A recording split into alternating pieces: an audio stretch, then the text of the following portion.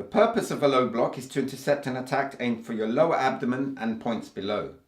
The forearm low block and the knife hand low block are performed slightly differently, so I'll start explaining the forearm low block first.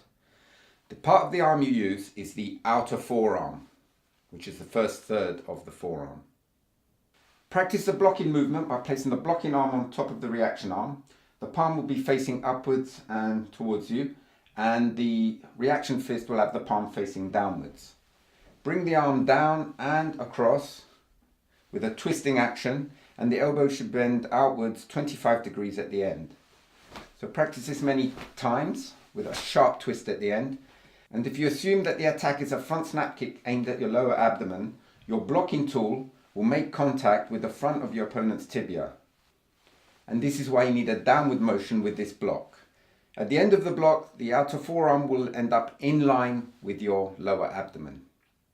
Now, if you practice this on both sides, the next stage is to perform it in walking stance. So take your left leg forward and practice the blocking movement again, but this time utilizing hip jerk.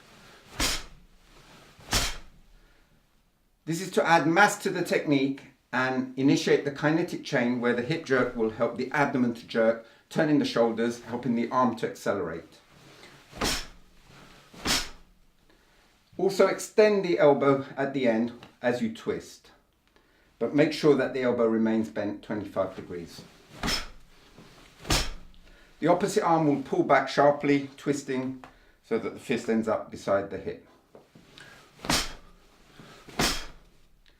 All this is done in a very short, sharp movement, so avoid twisting too much. This will just slow down the movement. So in order to practice this exercise, allow both feet to pivot. This will help the hip jerk. So raise the heels very slightly and drop the heels very sharply as you pivot. This will help the hip jerk be much sharper. At the end of the block, the outer forearm should end up 20 centimeters from the thigh, and the forearm should be parallel with that thigh. So avoid bringing the fist in too close. And the body should be kept half facing throughout the motion, so that the outer forearm forms a triangle with the shoulders. Once you've done this many times, you're ready to practice the low block as a spot block, starting from parallel ready stance, moving into walking stance. So start from a parallel ready stance, then relax the body and go into a neutral position, turning the right foot out so your body's half facing.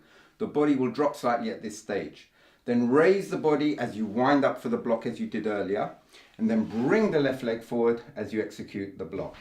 Now all this is done in a very fluid motion. Relax, up, down. And use breath control. And the block, the reaction, the breath control and the stance should be timed together. Now your rear foot will be very active as before, pivoting to allow the hip jerk. But avoid raising the heel too high. And now let's practice 10 forearm low blocks in walking stance as a spot block starting from parallel ready stance. We'll alternate sides each time.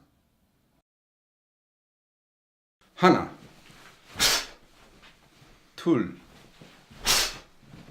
set, ne, taset, yaset,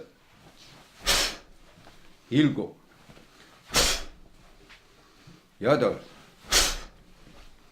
aho, yal.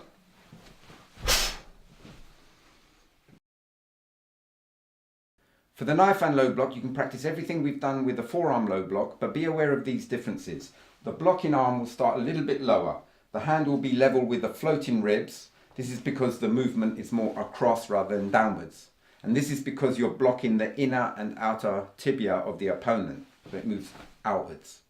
The elbow will be bent only 15 degrees, so it's a little bit straighter than before. And the palm will only be 15 centimeters from the thigh, so it's a little bit closer. Now, if you want to know how to form a knife hand, check out my video on blocking and attacking tools #1. Now, in the next video, I'll be showing you how to do a rising block using the outer forearm. So I hope you join me for that one.